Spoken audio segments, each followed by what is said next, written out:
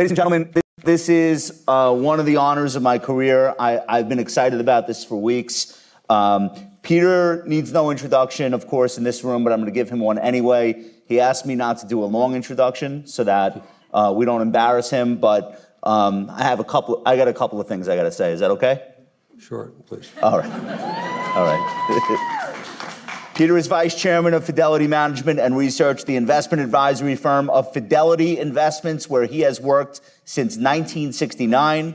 He is also President and Chairman of the Lynch Foundation, which supports programs that focus on education, cultural and historic preservation, healthcare, and medical research. From 1974 to 1977, Peter was Director of Research at Fidelity. And from 1977 until his retirement in 1990, he was manager of the Magellan Fund at Fidelity. During his tenure at the Magellan Fund, Peter averaged a 29.2% annual return consistently. That's right. That's right. Consistently more than doubling the S&P 500 market index, making it one of the best performing mutual fund in the world and the best 20-year return of any mutual fund ever. During that time, Magellan's assets under management increased from $18 million to $14 billion. Ladies and gentlemen, Peter Lynch.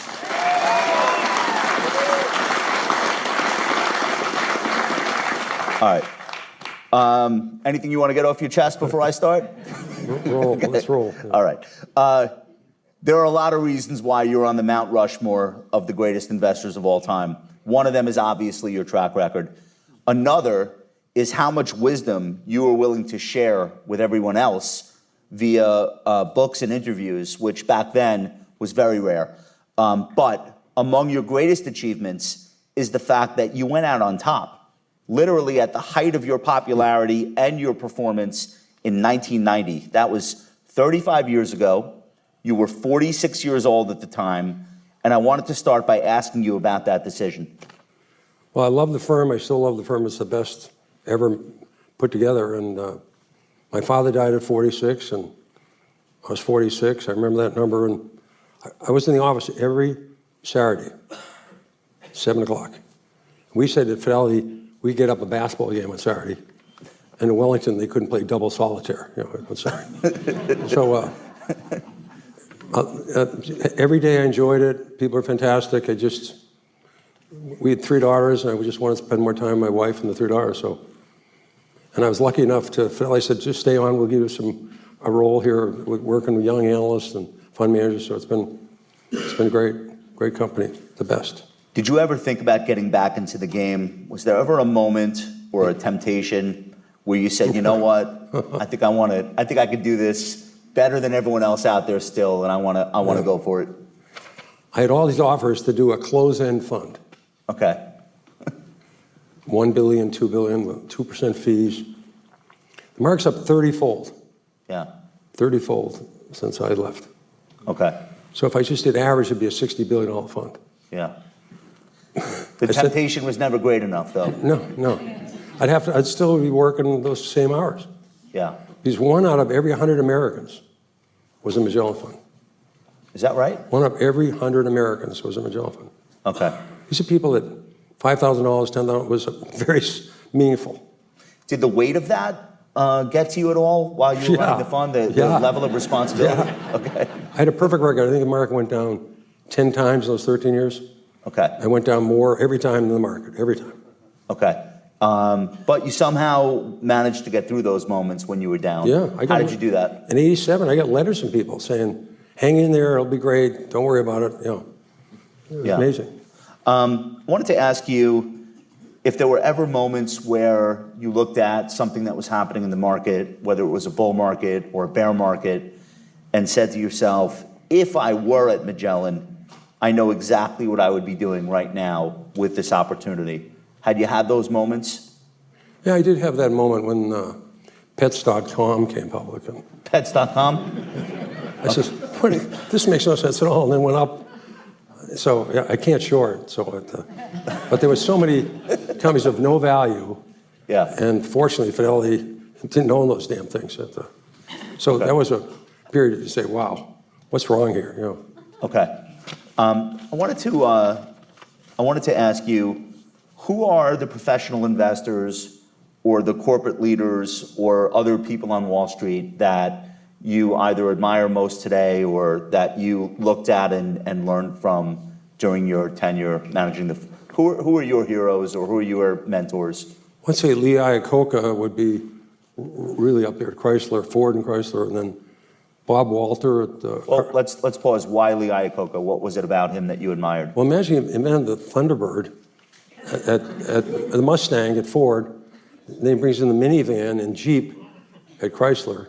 Yeah. Incredible. It's just a wonderful person. And then, you know, this Bob Walter, when it was Cardinal, we were supplying supermarkets, had a 37 million value when it came out. It's now 37 billion. This guy, Bob Walter, I mean, he's so good. And I'm trying to think of another fellow. There's so many great entrepreneurs that aren't that well known. I think it's Al Namad. He's at, it's an amazing company in Florida. That's up 100-fold. Or Ben Camarata, TJ Maxx. I mean, TJ Maxx is up 100-fold. Yeah. That's Ben Camarata. I mean, those are great people. One of the things that you've talked about is your... Watsco is the name of the company, Al Namad. Watsco. One of the things you've talked about is your early introduction to Wall Street. There was a lot of disbelief about the stock market in the house you grew up in, but then you got your first job caddying on the golf course, and all you heard was how much money people were making. Tell us a little bit about that time in your life. Well, actually, you know, people, you know, if you grew up in the 40s, you heard about the big one, the Depression. Yeah. There's one coming. What you think? Risk averse. It was risk averse, the power of 4. And but I was a caddy, and people would talk about what stocks they buy. And I'd look it up, and a few months later, they were higher. Yeah. This is a pretty good deal, you know. So I didn't have any money, but I, in addition to talking about their shots, but it's a great role of a caddy because you're like an advisor to somebody. You tell them, you know, if you miss the screen, don't miss it to the right, or don't be short, or you know, line up putts. It's incredible. My friends were delivering newspapers, you know, at 5 a.m. I was making more on Saturdays than making the whole week. So, and the president was, Mr. Johnson was the CEO, and D. George Sullivan was the president, and I caddied for him. He said, gee, why don't you interview for a job at Fidelity? How old were you when that offer came? 21 or... Okay. So summer of '66, somehow I was the only one to caddy for the president, so I got the job. There's like, I think there was 75 applicants for 3 spots, but I got the spot in '66, and so then I had to do 1 more year award and 2 years in the Army, came back in '69, so I owe it all to being a caddy. What did you have to do at Fidelity to pay your dues to the point where they were willing to give you money to invest for other people? Yeah, I think they forgot all my mistakes because I had the textile, the worst groups, the textile stocks, the steel stocks, the metal stocks. I don't know how I ever survived that. That there weren't many winners there. They gave you the stocks to cover that nobody else cared about? Well, everybody had groups. Somebody did retailers, somebody did electronics, somebody did oil, somebody did truckers, somebody did railroads. I wound up with the dregs. You know. I wanted to ask you, what were some of the traits in the investors that you were learning from, or the people that you admired in money management? What were some of the qualities in those people or their habits that probably still resonate for investors today? When I started with this person, Alan Gray, he went back to South Africa about 10 years later, but he would work hard, he'd research companies, he'd listen to my stories. He was probably the best role model. I remember Alan Gray. Okay. But my peers were all great. I mean, all the people around me, everybody in the research department was really talented. So we're loaded with skill. It's funny. I interviewed one of your colleagues yesterday. She's a quantitative analyst at Fidelity. And it's so funny to hear you say that because she said the exact same thing. She said, any question I have about markets or the economy, this whole building is filled with talented people who know what's going on, and Yep. all I have to do is walk down the hall and get Right. the answer to my question. Right. You still feel that way about the organization Oh, today? it's unbelievable. I mean, Steve Weimer, John McDowell, Joel Tillinghast, Will Danoff. I mean, it's just like the Yankees were, in the 1920s. And we're playing the Yankees right now. I won't tell you who I'm rooting for. So I thought it would be funny to take some of your legendary quotes and witticisms. They've all been attributed to you. You'll tell me if they're not actually you. But these have been taken from interviews you've given over the years, from the books that you've written, from the things that you've written and published. I thought it'd be fun to share some of these with the audience, and the audience probably can quote some of these by heart, and just have you react to them and tell us where it came from or what the lesson is behind the thing that you were trying to get across. I've got a couple of categories for these quotes. I did a little taxonomy. So the first category involves the risk of investing in stocks. And you said, the real key to making money in stocks is not to get scared out of them. Why is that the key to making money in stocks? Well, more important to that is I have this expression, know what you own. I was going to do that one later. I'll cross it off. But that's it. That's the most important lesson. Okay. Because you'll get shaken out if the stock goes from 10 to 8. You don't know what they're doing. What are you going to do with it? And I was saying earlier, I got a call. I did an ad for Fidelity with Lily Tomlin. She's very close to Barbara Streisand. So I'm on vacation, my wife and 2 other couples, and my secretary, Paul Sell, says, Barbara Streisand's called 3 times. She'd really like to talk to you.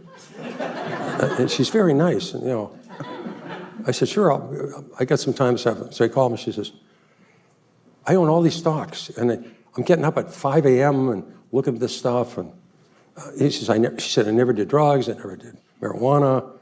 I just can't sleep. What do I do? I says, tell me 5 things you own. She named 5 companies. I say, okay, what did they do? She didn't have any idea. She's an incredibly talented person. She had no idea what those companies did. Right. So what are you going to do if they go down 50%? Yeah. If you don't understand what you own, you're toast. It sounds so obvious to hear you say it, but it's amazing. You talk about people spend more time researching a refrigerator they're going to buy than they do a stock they're going to invest part of their life savings. People are very careful. They spend hours, get $50 off on an airplane flight. They look at everything. Right. And they'll put $10,000 in some crazy stock they heard on the bus. And they have no idea what they're doing. And somebody invented this awful term before I got in the business called play the market. Play the market. You don't like that term. That is sometimes a noun, there it's a verb. It's a very dangerous verb. Play the market is not what you do. Okay. You buy good companies, and some work, and you have to know what they do. There was this farm in Western Massachusetts. There are 2 companies, Tampax out there, Friendly Ice Cream.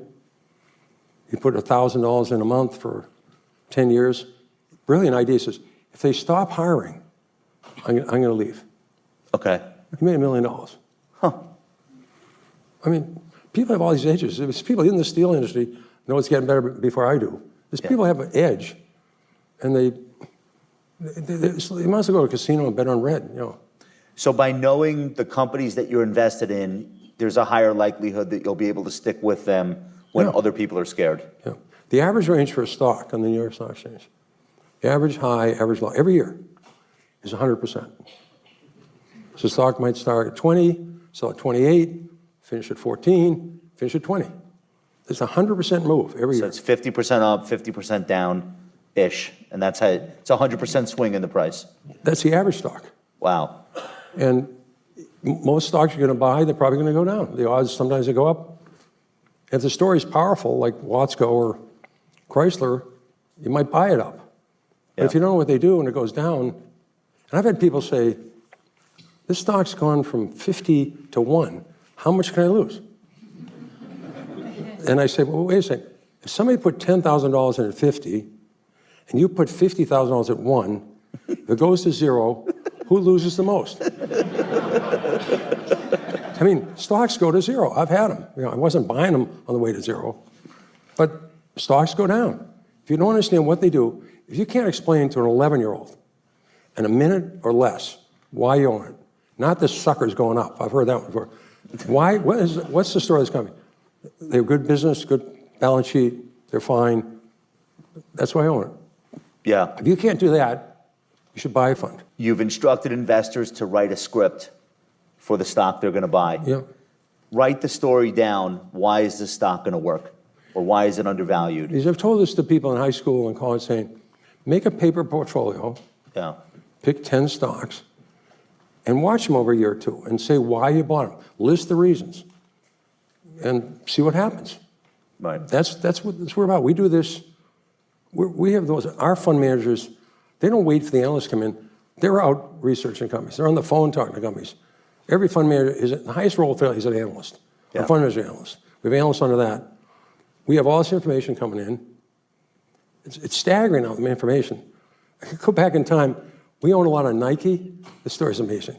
Own a lot of Nike, and their inventories were out of whack.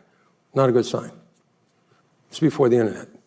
We had to go to a library and get their quarterly report. Our library, Fidelity.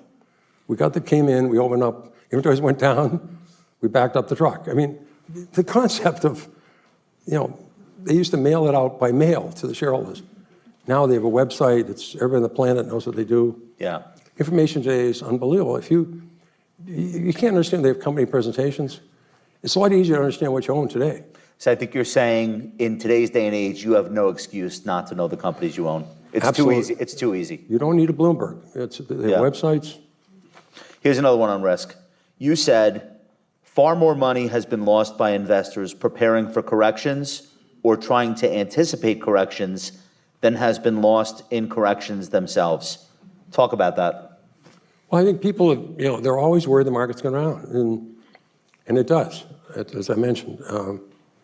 And 2 years ago, they were saying 2024 was going to be a down year for the economy, and 25 is going to be a down year. I mean, every year. I think economists have predicted 33 of the last 11 recessions. Yes. And with great certainty. Yeah. Yeah. And I think people they're basically. You look dumb in this business. You're terrific in this business. You write 6.5 times out of 10. Yeah. That's a great score. Yeah. Even if you write 5 times out of 10, if you own Costco or Walmart or I can't even pronounce in the video. I'm getting close to being able to pronounce it. I think you nailed it just there. But that offsets your mistakes.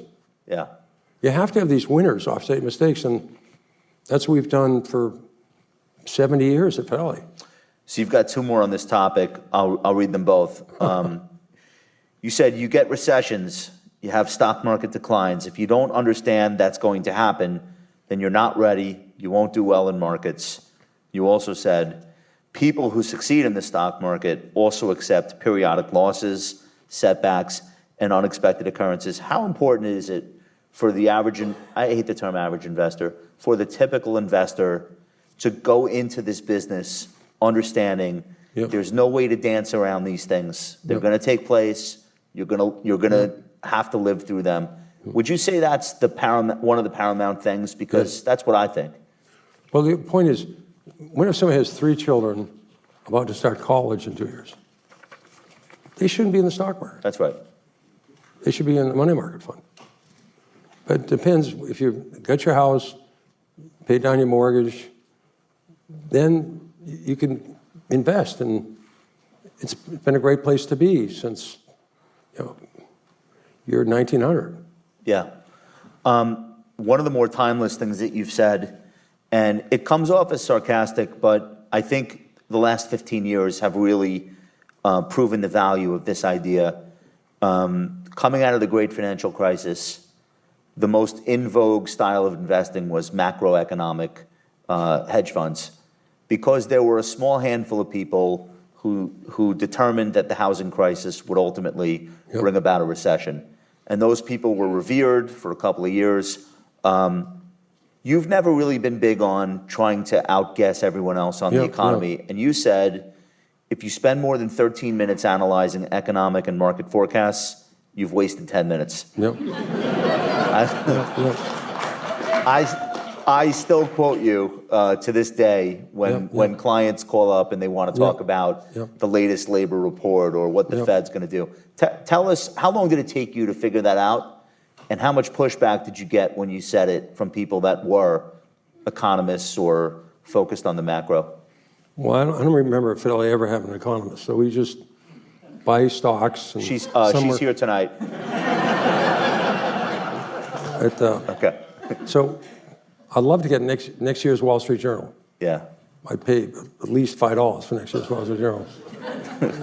Know that, and hands off to the people who did The Big Short. I had no idea how bad the housing market was, how bad people had second mortgages, they had home improvement loans, they were underwater in their house. I had no idea. Hats off to them. Yeah. But I look at facts, like what's happened to debt, credit card debt. You can get that now. What's happened to savings rate? What's happened to employment? I'd love to know what's happened in the future. I've been hoping I could get that in the last 81 years. It's not available. So I just deal with what's now, what's happened to used car prices, what's happened to the price of oil. And you look at industries that have gone from miserable to getting better, like Chrysler. I mean, I remember people says, "Gee, you were really good on that show, but how can you possibly recommend Chrysler?" It's gone bankrupt. Well, they had $2 billion in cash, and they had enough money for the next 3 years. They weren't going bankrupt.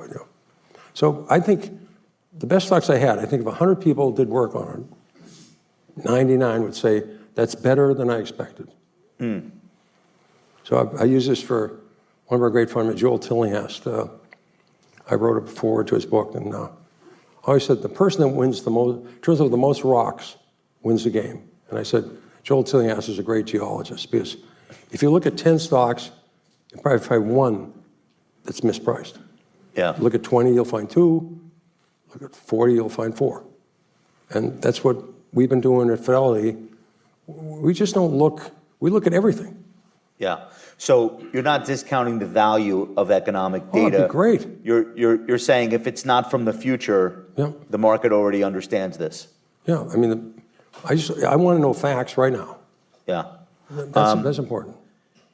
You said behind every stock is a company, find out what it's doing. Some of the great stories about your big investment success involve hands-on observations that you had been able to make, living your real life, being in a supermarket, being in a shopping mall, looking at what people are doing.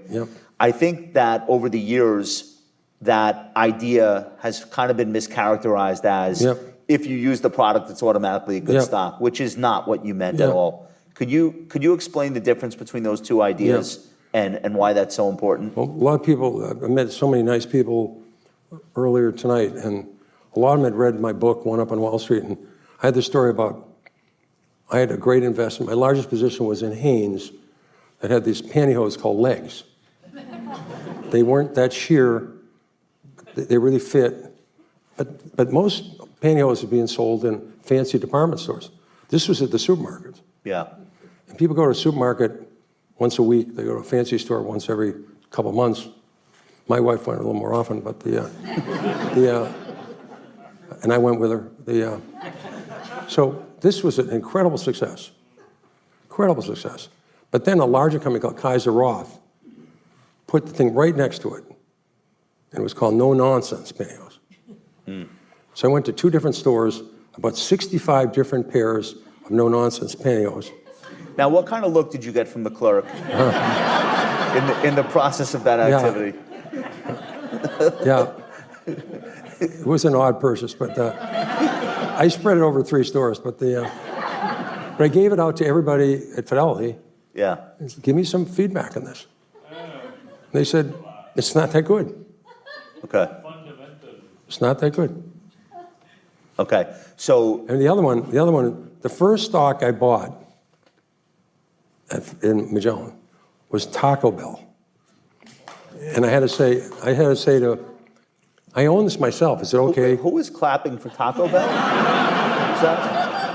not one of my people, was it? Okay. And so I said, can I buy some stock that I own myself? I said, sure. You just can't sell it after you buy it. You have to hold on. So that's when we had Ma Bell and all these Bell companies. And so I called the trading room. I said, I want to buy Taco Bell. They said, what is Taco Bell? And I explained what a taco was. They're only in Southern California. Yeah. They're going to Central California. I didn't get a burrito supreme, but again, I explained what a taco was because it's basically a taco has very little meat, a lot of protein. You can sell a really good meal for a low price. And I got robbed on it because Pepsi-Cola bought Pizza Hut and they bought some Kentucky Fried Chicken. They bought Taco Bell to sell Pepsi. Right. His stock would have gone to 500. Yeah. My largest position was 18. They bought it at 30. Okay. Would have gone to 500, 600. But they bought it to sell Pepsi. When Chipotle came along, did you avail yourself of the opportunity? I did. I did.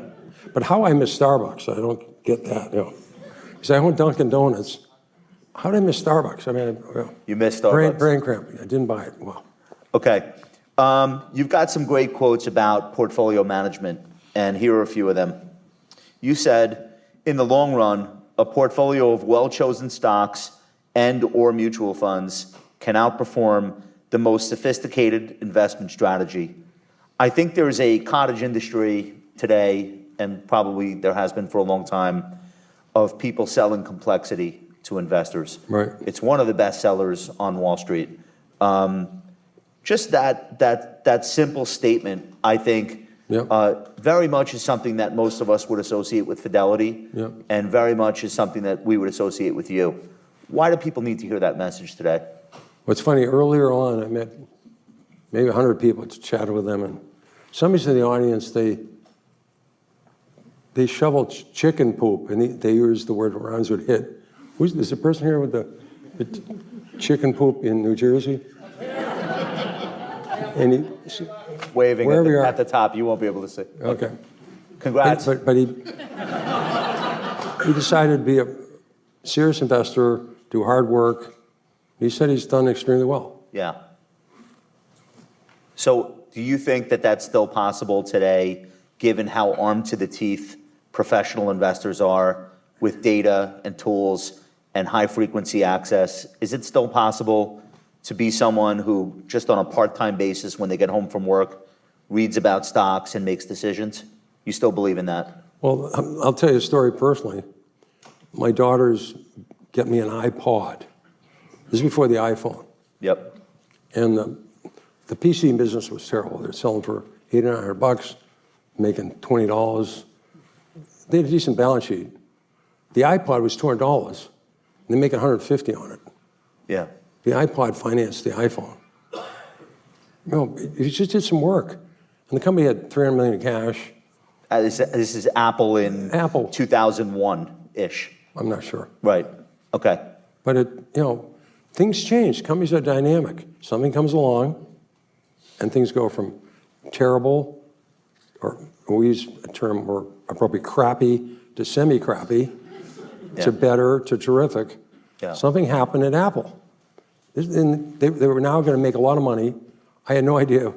I have a phone on me, an iPhone, but I had no idea what's falling. But the stock easily was a triple, just on that alone. This is one of your more famous quotes, and made famous by being re-quoted by Warren Buffett.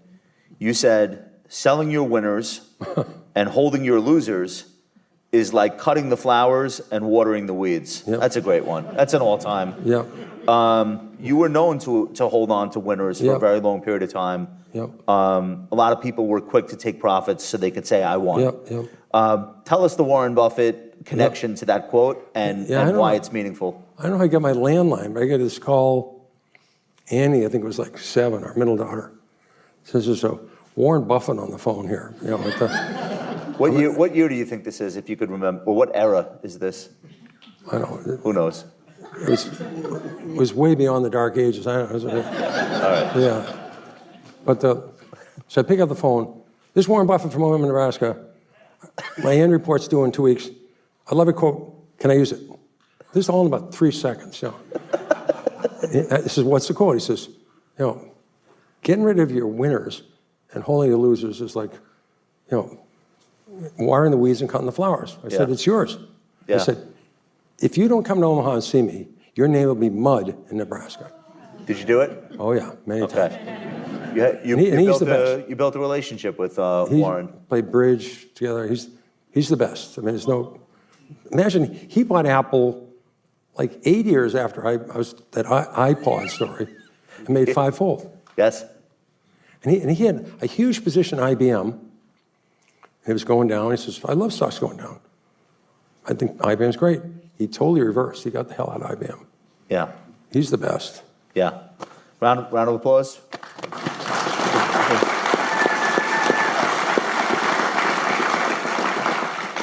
I wanted to ask you, is there any idea from the investing realm that you once believed, you just said, I am axiomatic about this aspect of investing, that you no longer believe in? Or is there something that you've changed your mind about as time has gone on? Or do you still mostly believe all of the things that you did in the 70s and the 80s? I mean, forget all the technology companies or Oracle. I mean, that's what's done well for average investors, and Fidelity was heavy invested in all those. Okay. Just using public information. We look at a lot of companies and we find some companies that are turning around. Like, we bought some gold stocks when people hated gold. Yeah. So the business doesn't change that much. The names of the companies change, the management changes, but the business is still very much as it was when you were practitioner. I think there's one major change. I think 15 years ago there was 8,000 public companies. It's about 3,000 now. Now there's 3 or 4. Yeah. So part of the upside, that 10-bagger that I love, that term, sometimes you have this great stock. If you hold on to it, it's not the Pepsi stealing it. Private equity, you think the stock's going to 30, it's 3, and private equity buys the whole damn thing out at 6. They take it away from the market. Yep. Yeah. That's painful. I wanted to ask you about the modern stock market, specifically the AI boom that's been, for the last 3 years, arguably the biggest driving force behind earnings growth, behind revenue growth, excitement about stocks. What do you think about it when you watch it, or how involved are you with AI stocks with your own money right now? I have 0 AI stocks, and Okay. I literally couldn't pronounce NVIDIA until about 8 months ago. But we have people at Fidelity that are very tech. I am the lowest tech guy ever. I mean, my wife is mechanical, my daughter's mechanical. I can't do anything with computers, so I just have yellow pads and a phone. From your position as a third party to this, do you think investors have chased these ideas too far? Are there echoes of the 1999, 2000 era to you when you look at it, or are you open-minded about it and you say maybe this is not going to end as badly as that instance did? I have no idea. Okay. Don't have any idea. I have a lot of stocks I like. Okay. Not in that category. So let's talk about your current portfolio. What are the stocks that you like today? Fidelity doesn't let me do this anymore, so. Okay. In fact, they don't let any employees do that. Okay. I remember I was on television. I was saying how Coca-Cola is a spectacular company, but based on what they're doing right now, I think in 10 years, I think the stock will be the same price. I mean, the stock's, priced in the next 10 years of growth. Yeah. And we happen to manage Coke's IRA. I mean, this did not go over big. They weren't thrilled with that. Okay. It was not a big success. So for good reasons. One of the things that you talked about in your books was the necessity of not chasing glamorous stocks. Yeah. And one of the things you said you liked the best is when a company got itself into trouble, where it was a salvageable situation, but nobody wanted to be caught dead owning it. One of the examples that you used famously was Waste Management. You said, nobody wants anything to do with this stock. Number one, they're involved with garbage. Number two, everybody thinks the mafia controls it. You made a lot of money there. Do you think that heuristic for selecting stocks that are off the beaten path still works for investors? Well, again, under my thesis that if 10 people look at it, 9 will say this better than expected. Yeah. I don't think people are looking at waste management. They just wouldn't look at it. So stocks are mispriced when there's a lot of no one in the class of Fidelity. We have a lot of good competitors. Yeah. And they're doing the same work we're doing. And sometimes they're not looking at certain categories of stocks. And what I also found out, I've had companies that were losing $6 a share, and they started getting better. The industry hadn't recovered, but they had certain things, and now they're losing $2 a share. Right.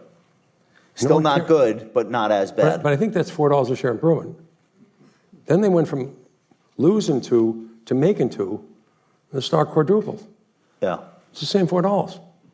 Okay. Why weren't people looking when they went from, what were they doing? They went from losing 6 to losing 2 in a bad environment. Things didn't improve. They were doing something right. Can you tell us about the oxymorons of Wall Street? And some of us are here in the room. It was very original. You went on this kind of tour de force. I don't want to call it a tirade, but this sort of monologue about don't be fooled into thinking just because someone's a professional that they can do better than you or they know more than you. Warren's got a great quote about this. He said, Wall Street is the only place where people take a Rolls Royce to get advice from somebody who took the subway. And in fairness, I took the subway to my first job on Wall Street for a long time. Yeah. But you talked about the oxymorons, people that thought they knew everything just because they had proximity to the exchange. Yeah. And I think you were giving a pep talk to the reader of the book, telling them, don't think that you can't be good at this too. You still believe that? Absolutely. I mean, I just think people, average people, feel Fidelity, that if they work hard, they're careful, and things are not clear. I have a term like in poker term, the next card to turn over. This next card to turn over, I don't know what it's going to be. It could be positive, it could be negative, but 2 years from now, this company's going to be better. Yeah. And if the next card turns out positive, buy it. But I think you should buy some now. The next quarter may not be better. I mean, we don't know. Companies get really tight in these quiet periods. So you're doing your best you can. But there's 3 things going to make this company have higher earnings in 2 to 3 years. We should own it right now. Okay. And that you still think that approach is still the way people should be thinking and not think that somebody knows more than them? Well, I think people tend to concentrate on what's hitting the new high list. Yeah. And that's a good place to operate. I mean, at one point BJ's was on the new high list. At one point, Ross Stores on the new high list, or Carvana was on the new high list. So yeah, companies on the new high list can go up, but I look at the stocks and they're on the new low list. Okay. Most of them are crap, but some are good. That style of investing has fallen out of favor in recent years. Do you think it'll make a comeback? I hope so. Some call it value investing, some call it bottom fishing, whatever the term is. Yep. Okay. You still think there's something there? Well, we get one of the great managers ever, Bruce Johnson. Bruce, you're here somewhere. Yeah, Bruce is here. Bruce Johnstone's in the audience tonight. He's a superstar buying down-out companies with a dividend yield. Yeah. Turn around, he worked incredibly hard, did a lot longer than I did. He's a superstar, and he's a great person to boot. But he was very thorough and careful and prudent, and just like me, he was wrong, 4 times out of 10. He's saying 3, only 3. Are you impressed? So I understand you're not particularly investing per se in the Magnificent 7 stocks, but you've always been an admirer of great businesses. These are, I think you'd agree, these are among the greatest publicly traded companies we've ever seen in America.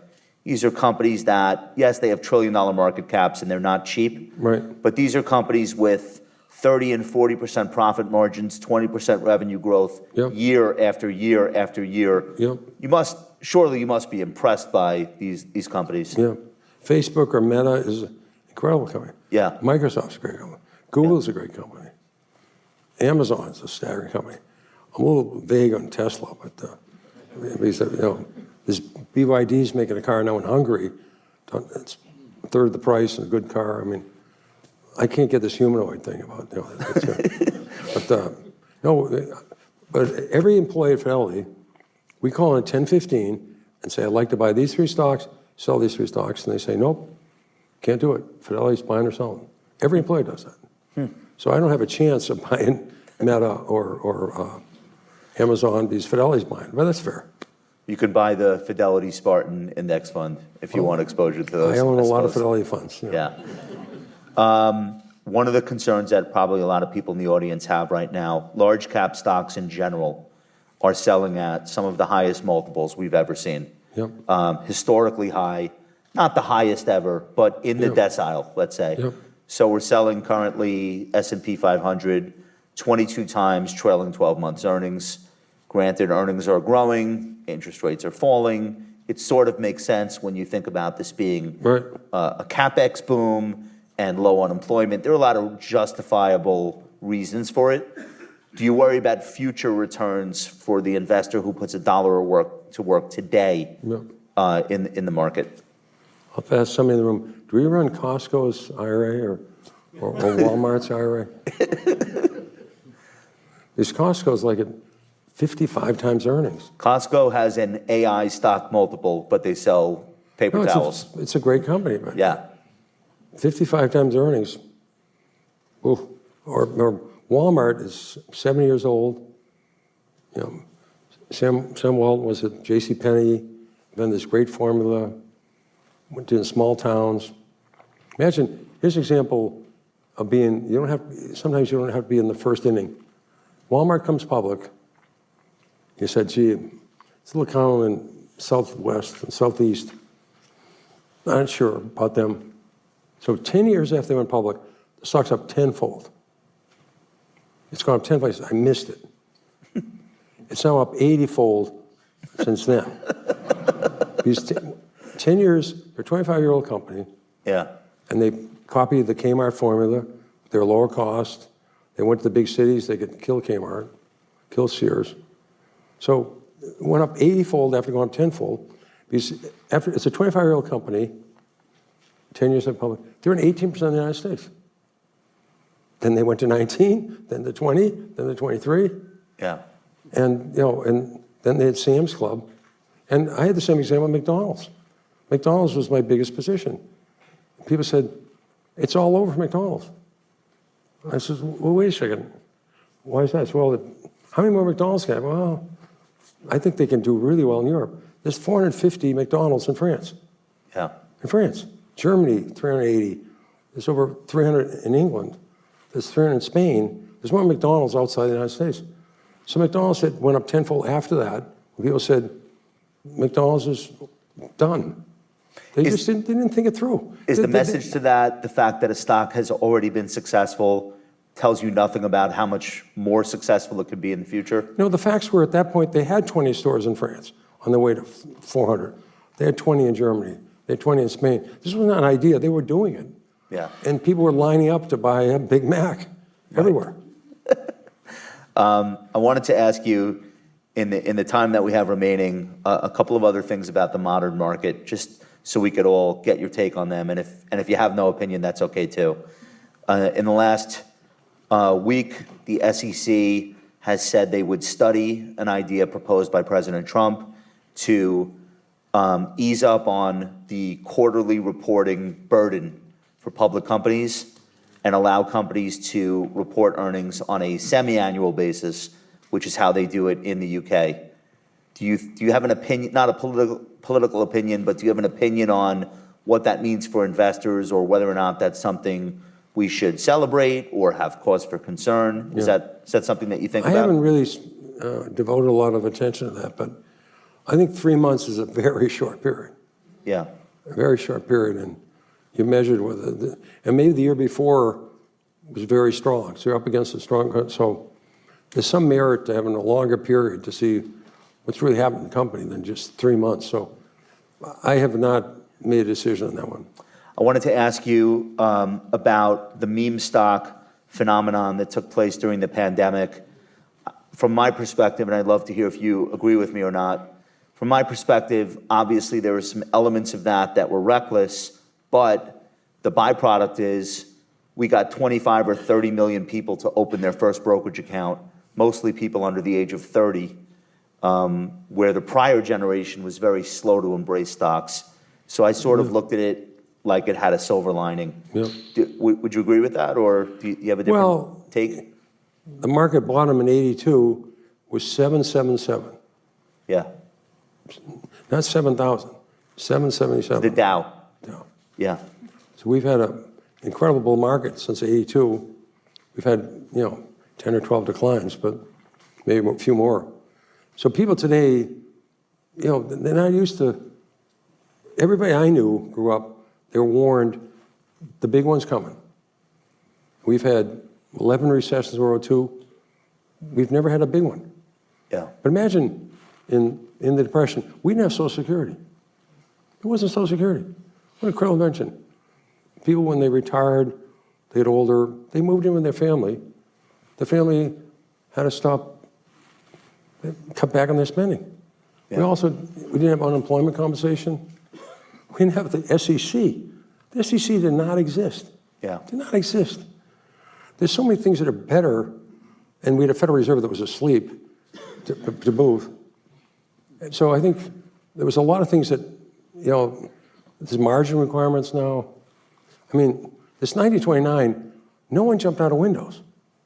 That was fabricated, you said. 1% of Americans own stocks in 1929.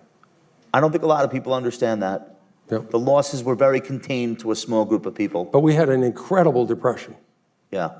30% of people out of work, not enough food, trouble farming environment. It was awful. And people went through that. I've read stories about it. It was grim. You think we have evolved the economy and the markets to the point where it would be very difficult to repeat the quote-unquote big one?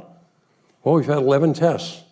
11 recessions since. And no one's ever got worse than 5-6% decline in GDP. There's a lot of cushions now. Yeah. 63% of Americans own their house.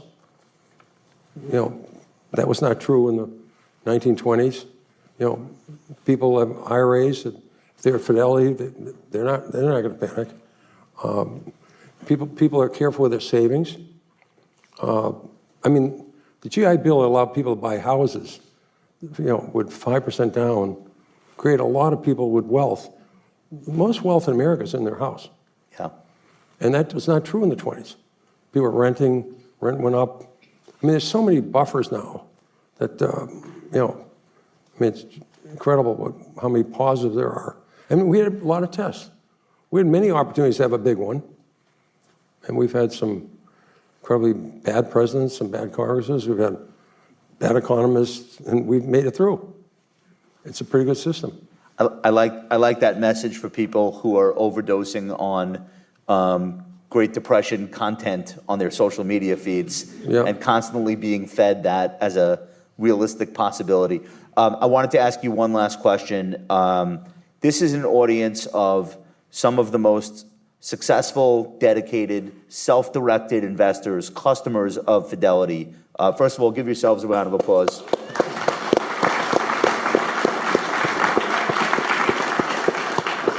As someone who, for decades, has been the leading advocate of the self-directed investor, is there any parting words of wisdom for this audience, or anything that you think they need to hear from you that maybe they haven't heard from anyone else or haven't heard in a while? Is there any encouragement that you'd like to offer? We'd love to hear it. Well, I think there's a special group of friends. These people do hard work. They're careful. They're prudent. They buy stocks. They understand what they own. That's not true of most people. And my generation growing up, if you worked for a telephone company, if you worked for a utility, a gas, whatever it was, you had a pension. Yeah. Didn't worry about it. Now you have an IRA, the company matches it. You've got to decide what you want to do with it. You're responsible now for your own retirement in a way that prior generations didn't have to think about. You have to have it right. You have to decide. But I had a son-in-law. He wasn't happy with the company he's working for. And they were going to, let's say he's going to put $5,000 in, and they were going to match it. He says, I don't want to do that. I says, well, can I put $5,000 in and they'll match it? That's a double every year. Can I participate in your IRA? You know. And I'd love to tell the story about this fear, this AI fear. Please, please. So, in fact, I was talking to Josh earlier. I was listening to a conference call on this company supplies semiconductor equipment. They were in this industry, and it was so sad. I was so sad. The poor CEO was talking. He's talking about A1, you know, the steak sauce, you know. And my 11-year-old grandchild knows the artificial intelligence. He's calling A1, and there must be people saying it's not A1, it's not AI. But there's this fear that all jobs are going to go away. So I get a good example. 1984, they split up AT&T. The Baby Bells. And created the 9 Baby Bells, including Taco Bell. Yeah, Taco Bell was right. that was a Mexican Southern one. Bell, Yeah. Taco Bell. Okay. Yeah. So they split up. 1 million people work for AT&T. We had 100 million jobs. 1 out of every 100 Americans worked at AT&T. So it's now, it was 84. So it's what, 40 years later. This industry had phenomenal growth. There were no cell phones then. Remember payphones? Anybody remember payphones? There's texting. I mean, what you do on your phone? This has been one of the greatest growth industries. If you add together Verizon, T-Mobile, AT&T, they now have 400,000 employees. We went from 1 million to 400,000. It's 153 million Americans working today. We've gone from 100 million Americans working to 153. Yeah. It's a great country. We're creative. So this incredible conversation. America creates, China duplicates, and Europe legislates. Right.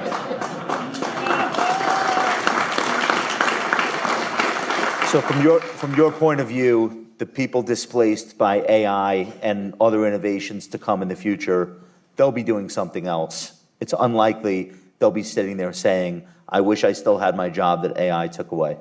Yeah, I think more importantly, you know, one job is going to go away.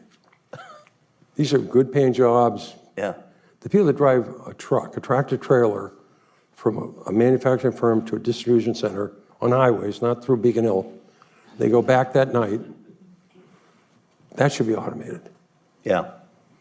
And likely will be, you would say? I would say in 20 years, we'll lose 500,000 jobs. Yeah. That's a really, and safety will be better, costs will go down. That's more important to me than AI. And those are people who work hard. They don't need a... Sorry, automation is going to have a bigger impact than AI, you're saying? Well, automation has been a positive. Automation has been dramatically up. Automation has been incredible the last 50 years. And we've gone from 100 million jobs to 153, and Eastman Kodak's gone down, Peter Tire's gone down, Sears has gone away. I mean, all the growth is new companies and companies with 100 to 200 employees or less. The largest fiber companies have fewer employees than they did 50 years ago. Yeah. The largest 500 companies have fewer employees than they did 50 years ago. All the growth in this country is entrepreneurs starting a little shop, starting something else. That makes our country great. And the important thing is banks will lend to them. It's a great book, The Shoe Dog. Has anybody read The Shoe Dog? Shoe Dog, sure. Well, Phil Knight. incredible. I mean, you know, it's a great read. Yeah. I want to thank you so much for spending some time with us tonight. How about a round of applause for Peter Lynch, ladies and gentlemen?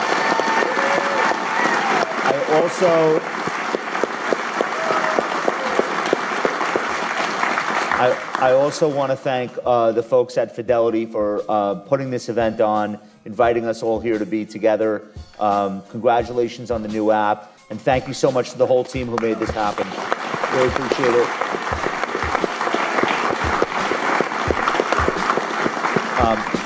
Lastly, I'd be remiss if I didn't thank my team who set up a lot of the equipment that you see surrounding us tonight and will be tirelessly working on this video, editing the audio, so that the people who couldn't be here with us have an opportunity to watch it or listen to it later.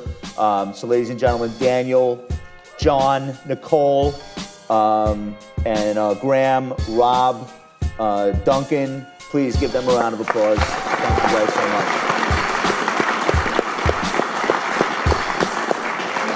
Okay, that's it from us. Ladies and gentlemen, thank you for being a part of this. We'll see you soon. Thank you.